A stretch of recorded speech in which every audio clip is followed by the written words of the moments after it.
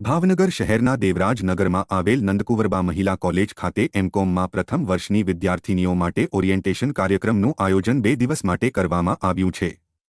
પ્રથમ દિવસે મોટી સંખ્યામાં વિદ્યાર્થિનીઓને શિક્ષણવિદો દ્વારા માર્ગદર્શન પૂરું પાડવામાં આવ્યું હતું। જો કે નંદકુંવરબા મહિલા કોલેજ દ્વારા વિદ્યાર્થિનીઓને શિક્ષણની સાથોસાથ જીવનમાં ઉપયોગી તમામ બાબતોની જાણકારી આપવામાં આવી રહી છે। નંદકુંવરબા મહિલા કોલેજમાં એમકોમની પ્રથમ વર્ષની વિદ્યાર્થિનીઓને આગામી દિવસોમાં તેમની કારકિર્દી કયા ક્ષેત્રે બની રહે તે માટે ભાવનગર યુનિવર્સિટીના ડેપ્યુટી રજિસ્ટર ભાવેશ જાની દ્વારા પર્સનાલિટી અને ડેવલપમેન્ટ ઉપર માર્ગદર્શન અપાયું હતું। જ્યારે માર્કેટિંગ મેનેજમેન્ટ માટે એસબીઆઈ લાઇફના બ્રાન્ચ મેનેજર શોભના પટેલ દ્વારા માર્ગદર્શન આપવામાં આવ્યું હતું।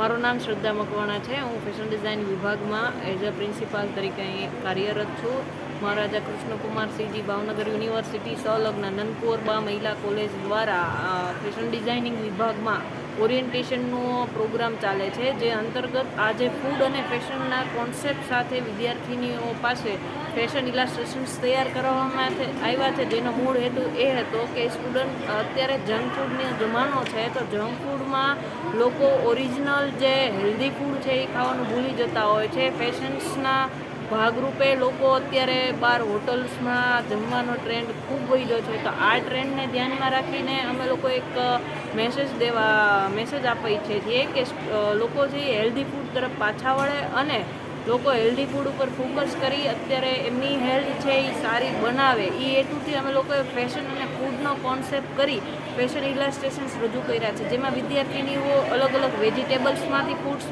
ફેશન ઇલાસ્ટ્રેશન્સ બનાવ્યા છે।